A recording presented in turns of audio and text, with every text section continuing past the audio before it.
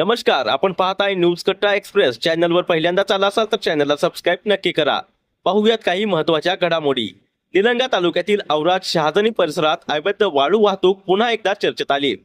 पोलिसांनी कारवाई करत एक ट्रॅक्टर जप्त केला असला तरी परिसरात अजूनही तब्बल 16 ते 17 ट्रॅक्टरद्वारे खुलेआम अवैध वाळू वाहतूक सुरू असल्याचा गंभीर आरोप स्थानिक नागरिकांकडून केला जात आहे.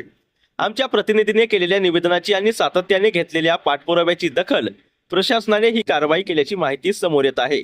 मात्र एका ट्रॅक्टरवर कारवाई करून प्रशासन थांबणार का, असा संतप्त सवाल आता नागरिक विचारत आहेत.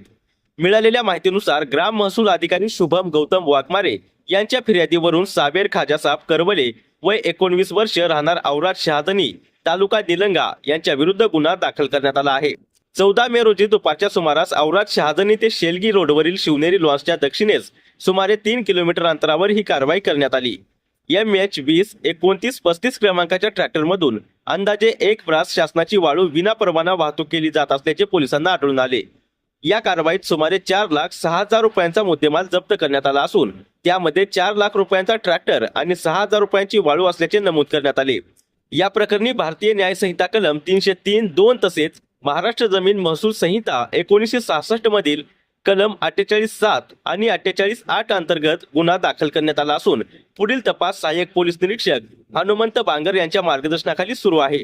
मात्र सर्वात मोठा प्रश्न म्हणजे जर एका ट्रॅक्टरवर कारवाई होऊ शकते तर परिसरात सुरू असलेल्या उर्वरित 16 ते 17 ट्रॅक्टरवरील अवैध वाळू वाहतुकीवर प्रशासन कधी कारवाई करणार, असा सवाल आता जोर धरू लागत आहे.